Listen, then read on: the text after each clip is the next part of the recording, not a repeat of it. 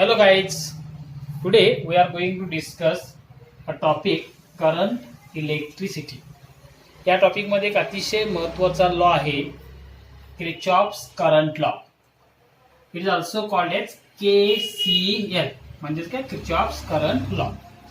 तर हा जो लॉ आहे हा लॉ आपण एका नोडसाठी नोड म्हणजे ज्या ठिकाणी दोन किंवा दोन पेक्षा जास्त करंट एकत्र येतात अशा पॉइंटला म्हणतो आपण नोड किंवा त्यालाच म्हणतो आपण जंक्शन. तर व्हॉट इज किर्चॉफ्स लॉ? तर according to this law sum of the currents reaching towards node is equal to the sum of the currents leaving the node. ह्या नोड कडे येणाऱ्या सगळ्या करंटची sum is equal to node पासून दूर जाणाऱ्या सगळ्या करंटची सम असते म्हणजे बेरीज असते. फॉर एक्झाम्पल या डायग्राम मध्ये बघितलं तर दिस नोड या नोड जवळ I1 आणि I2 these two currents are coming towards the node. मग या दोघांची बेरीज हे एकत्र येतात इज इक्वल टू त्या नोड पासून लांब जाणारे करंट्स म्हणजेच काय असणार I3 plus I4 plus I5. म्हणजेच आपला असलेत आहे at node A I1 plus I2 that is sum of the currents coming towards node. हे नोड कडे येतात त्यांची बेरीज is equal to sum of the currents leaving the node. मग आता नोड पासून पुढे जाणारे नोडला सोडून पुढे जाणारे करंट्स I3 I4 आणि I5 म्हणजे यांची बेरीज असणार आहे that is I3 plus I4 plus I5. This is the Kirchhoff's current law. This law represents law of conservation of charge. हा जो लॉ आहे हा लॉ म्हणजेच काय असतो बरं law of conservation of charge.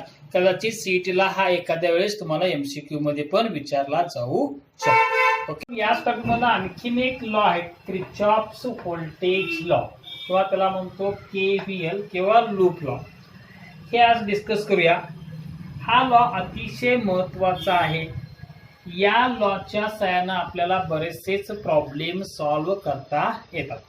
तर according to this law in a closed loop sum of the potential drop across each resistance that is summation IR is equal to the sum of the EMFs in the closed loop. म्हणजे हे equation असेल summation IR is equal to summation E.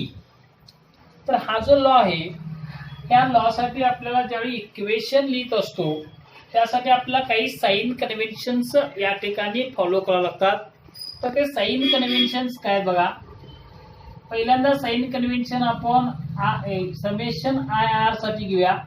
Consider तुम्ही एखादा resistance त्या loop मध्ये trace करत असताना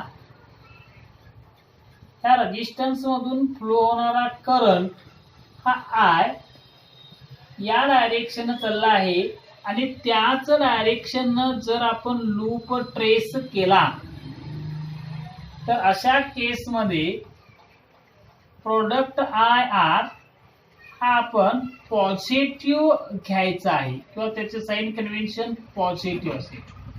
okay, suppose if you trace the resistance in a direction opposite to the direction of flow of current.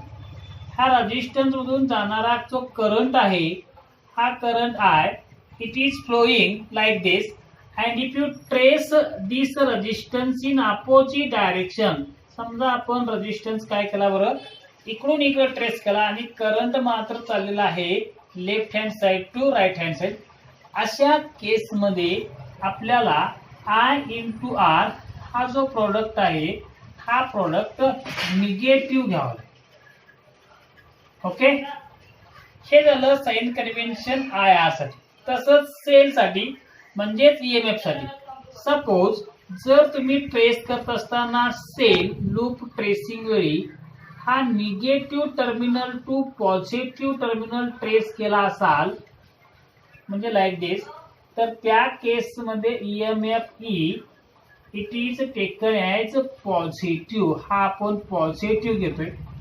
आणि समजा जर आपण सेल हा पॉझिटिव्ह टर्मिनल कडून निगेटिव्ह टर्मिनल कडे जर ट्रेस केला असाल, इकडून इकडे पॉझिटिव्ह कडून निगेटिव्ह कडे जात असाल, तर त्या केसमध्ये ईएमएफ ई हा आपण काय घेतोय बरं, निगेटिव्ह घेतोय.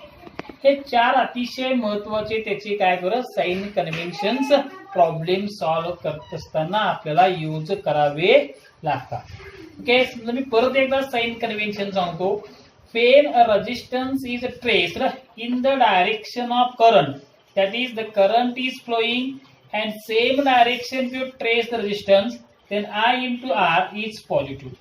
If we trace the resistance in a direction opposite to the direction of flow of current, then I into R is negative. If a cell is traced from negative terminal to positive terminal, then E is taken as positive, and if a cell is traced from positive terminal to negative terminal, then E is negative. Okay, कळलं, समजलं. Law बघितला, त्याचं इथे आपण ठिकाणी application बघूया. Okay, applying Kirchhoff's law to the loop A B C D E F A. हा मोठा लूप घेतोय मी.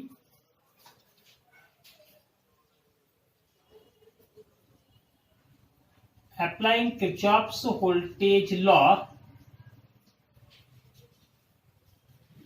to loop A, B, C, D,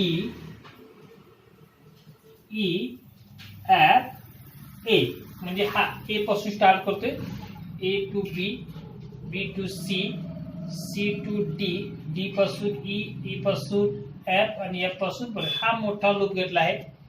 तर या लूप मध्ये आपल्याला अकॉर्डिंग टू किर्चॉफ्स लॉ आपण काय घेतो, summation I R is equal to summation E.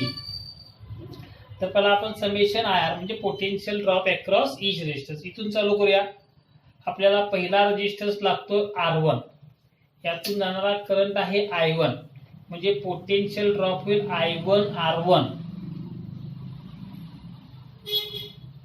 आता याचं साइन कन्व्हेन्शन नुसार we are tracing loop from B to C. आपण बी कडून सी कडे चाललोय आणि करंटचं डायरेक्शन हे देखील बी कडून सी कडेच आहे, म्हणून हा पॉझिटिव्ह. त्यानंतर पुढे आलो सी पॉइंटला. सी पासून आपण डी जाणार. सी पासून डी जात असताना R3 रेजिस्टन्स लागतो. याच्या अक्रॉसचा पोटेन्शियल ड्रॉप असणार आहे I3 R3. ओके, आता I3 चा साइन घेत असताना आपण लूप ट्रेसिंग करतोय सी कडून डी कडे, and current is also flowing from C to D. म्हणजेच काय असणार आहे, सेम डायरेक्शन ट्रेसिंग आणि करंट, त्यामुळे याचं पण साइन कन्व्हेन्शन प्लस येईल. त्यामुळे हा I1 R1 plus I3 R3. त्यानंतर इथून पुढे जाऊ तर कुठंच मध्ये रेजिस्टन्स लागतो का बघा, तर परत कुठं रेजिस्टन्स लागत नाही, म्हणजेच हा पार्ट संपला. आता is equal to summation of EMF. आता परत ए पासून स्टार्ट करा. आता ज्या ज्या ठिकाणी सेल आहेत त्या सेलचे ईएमएफ चं आपण समेशन घेतोय. ओके, ए पासून स्टार्ट करून बी, बी पासून सी, सी पासून डी, डी पासून ई. इथं पण कुठं सेल नाही आहे. ई पासून एफ, या ठिकाणी सेल आहे E2, म्हणजे याचं ईएमएफ E2 आहे. आणि तसंच या ठिकाणी एक आहे, त्याचं ईएमएफ आहे E1. आपण जे ट्रेस करणार लूप, हा पहिला सेल आपण negative terminal to positive terminal trace करतोय, म्हणून याचं ईएमएफ आपल्याला पॉझिटिव्ह घ्यावं लागेल according to sign convention, that is E2, ते प्लस येईल. आणि तसंच दुसरा सेल हा पण पॉझिटिव्ह कडून निगेटिव्ह कडे आपण ट्रेस करतोय, म्हणून याचंही ईएमएफ E1 हा काय असणार, पॉझिटिव्ह असणार आहे, दॅट इज प्लस E1.